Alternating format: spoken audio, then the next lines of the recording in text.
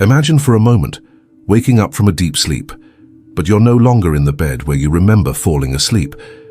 The air feels different, the scent of reality seems denser, and everything around you vibrates with an almost startling clarity.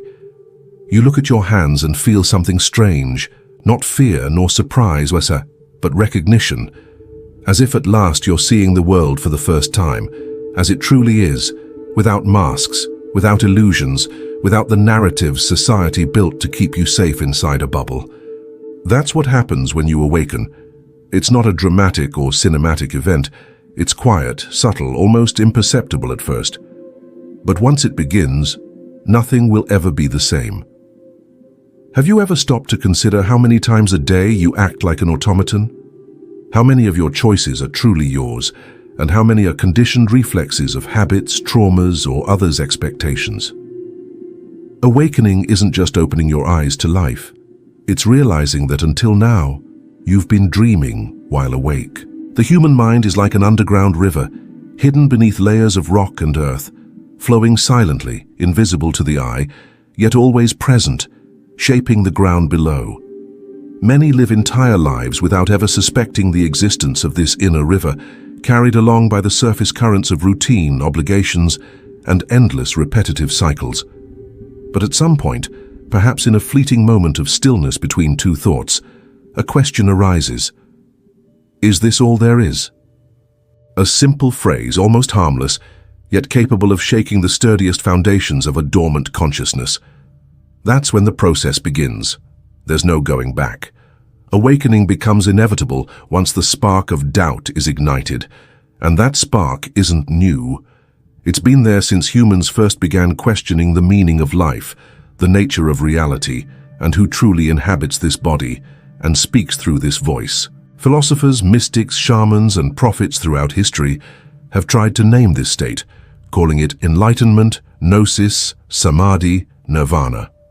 But at its core, they were all speaking of the same thing, the discovery that identity is not what it seems, and reality extends far beyond what the five senses can perceive. You might be wondering, if awakening is so transformative, why do so many resist it? The answer is simple, because awakening hurts, not physically, but emotionally. It's like tearing a blindfold from your eyes and realizing that everything you loved, admired, or valued was part of a game whose rules you never knew existed. Think of ancient myths. Orpheus descending to the underworld in search of Eurydice, Icarus flying too close to the sun, Osiris fragmented and reborn, Odin hanging on the world tree for 9 days and nights. All of them symbolize the journey of awakening, the descent into the depths, the confrontation with the unknown, the death of the old self, and the rebirth of something new. These stories weren't created just to entertain. They carry archetypal truths, inner maps for those who dare to follow the path. And like any journey, it requires courage. Courage to face the void, to question fundamental beliefs, to abandon the safety of comfortable ignorance. Because once you see, you can't pretend you haven't. And once you understand, you can't keep acting as if you're still asleep. If you've made it this far, perhaps it's because something within you is already beginning to awaken. Maybe it was an unusual dream, a chance encounter, a conversation that seemed to come out of nowhere, or even a moment of deep sadness or loneliness that somehow brought clarity. These signs aren't coincidences. They're manifestations of your own unconscious, trying to draw your attention to something greater. The human psyche has an incredible intelligence. It knows when we're ready to evolve, and uses life as circumstances to gently, or sometimes not so gently, push us toward the next stage. Jung spoke of this when he described the process of individuation, the journey of integrating all parts of yourself, including those you'd rather deny.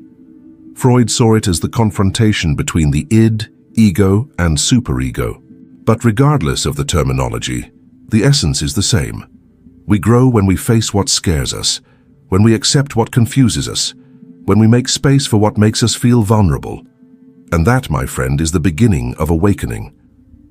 There is a moment in every awakening journey when consciousness seems to expand beyond the limits of body and mind.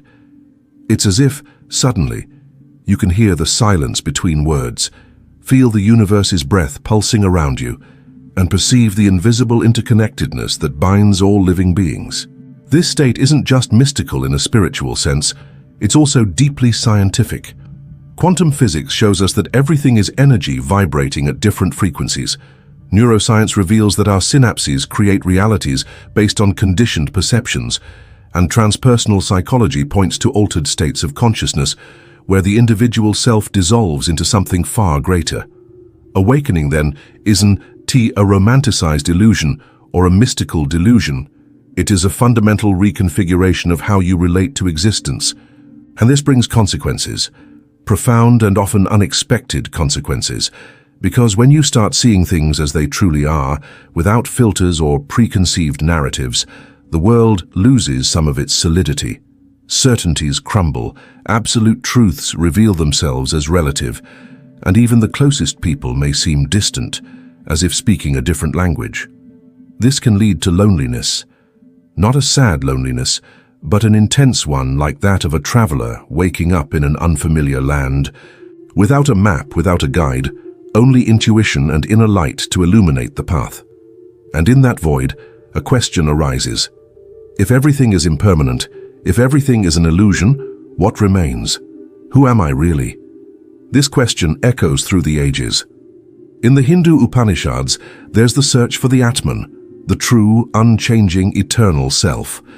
In Buddhism, the concept of anatta directly challenges the existence of a fixed self, suggesting we are a continuous flow without a permanent center. Plato spoke of the soul as a prisoner of the body, trapped by sensory illusions. And Lao Tzu said the Tao that can be named is not the true Tao, implying that any attempt to define the absolute already distorts it. These philosophies, separated by millennia and continents, converge on a crucial point. The personal identity, what we call I, is just a temporary construct, a mask before the infinitude of being. But how do you live with this understanding? How do you keep breathing, working, loving, when you realize you're immersed in an ocean of mystery, whose depths you have never touched? Perhaps the answer lies in accepting that there is no final answer, that awakening isn't a destination, but a constant movement, a continuous dance between the known and the unknown. Just as Shiva dances the Tandava, the cosmic dance of creation and destruction, our awakening is also a cycle.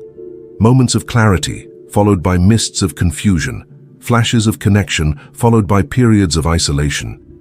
And it's in this oscillation that we find the rhythm of evolution. Have you ever considered how many times a day you act driven by impulses you don't even recognize as your own? Deep-rooted habits, inherited emotional patterns, beliefs implanted since childhood. All these form a complex web that shapes your choices, relationships, and worldview. Awakening, then, is like taking a flashlight and illuminating the dark corners of this web, revealing what was previously hidden. And sometimes, what we find there scares us. Fragments of ourselves we've denied, wounds we pretended had healed, parts we rejected for fear of not being accepted. But here's the paradox. The more you confront these shadows, the more whole you become. Integration doesn't happen when we eliminate the unwanted parts. It happens when we embrace them as part of the whole. This brings me to a question you may have already asked yourself, or perhaps haven't yet dared to voice aloud. If everything changed tomorrow, if all your certainties were swept away like leaves in the wind, what would remain of you? Think about it, not as a rhetorical question, but as an invitation to dive deep, to go beyond superficial answers and find something closer to the essence. Maybe it's fear you feel when facing this possibility, or maybe it's curiosity. Either way, both are portals to awakening. Fear, because it signals that something within you is about to die, and every death carries pain. Curiosity, because it's the flame that keeps the journey alive, the genuine desire to discover what lies beyond the veil. Now imagine, you were standing before a mirror, but it is not an ordinary mirror. It doesn't reflect your physical image, showing no wrinkles, clothes, or facial expressions. This mirror shows who you truly are when all masks have fallen, when social roles are left behind, when titles, achievements, and expectations vanish like smoke in the wind. Before this mirror, there are no lies, no justifications, no stories we tell ourselves to feel safe. There's only the encounter with what Jung called the self, that central part of our existence that always knew the truth, even when we pretended not to hear it. And in that moment, a silent question arises, almost inaudible, yet echoing within you like distant thunder. Who are you really? Not the answer you'd give a friend or in a job interview, those rehearsed, socially acceptable responses. No, the answer that comes from the depths, from the core, from that which breathes effortlessly, beats without control, feels before it understands. It's this answer that defines awakening. And it can be as simple as a sigh or as complex as a lifetime of searching. But the problem is that many fear this answer, because it might reveal that everything we've built was based on illusions, that our relationships were fueled by projections, our careers shaped by external pressures, our dreams merely copies of others' dreams. Awakening forces you to confront this, not with judgment, not with guilt, but with radical honesty. And that honesty hurts. It hurts because it breaks comfortable patterns, challenges emotional structures we spent years building. But paradoxically, it's in this pain that we find freedom. Think of ancient initiatory traditions, the Eleusinian mysteries, indigenous rites of passage, shamanic retreats where the young went alone to find their spirit guide.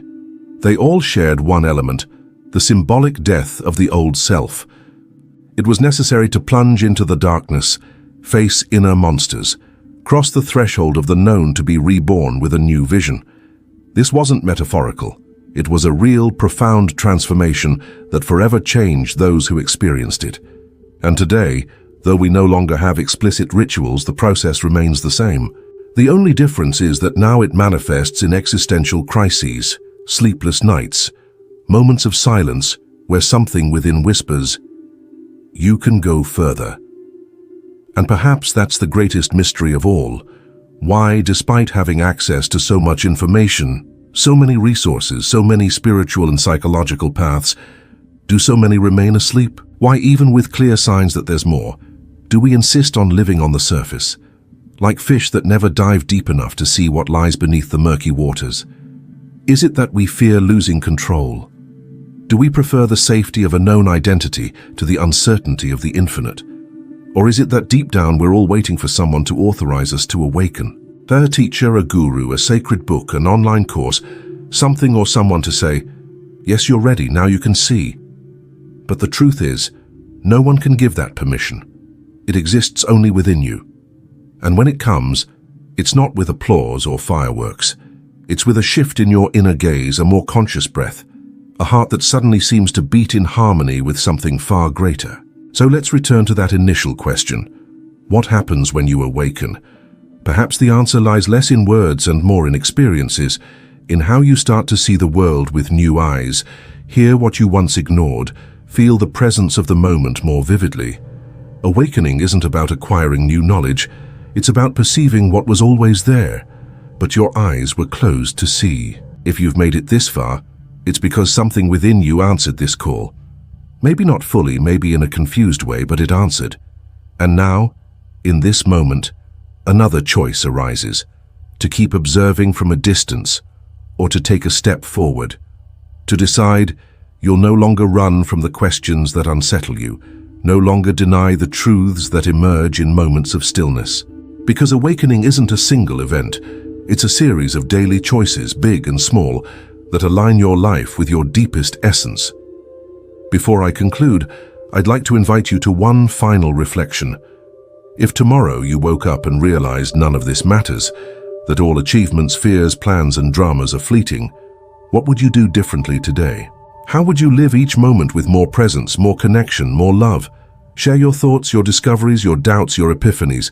And if this video touched something within you, like it, share it, subscribe to the channel, because together we keep awakening. Until the next journey.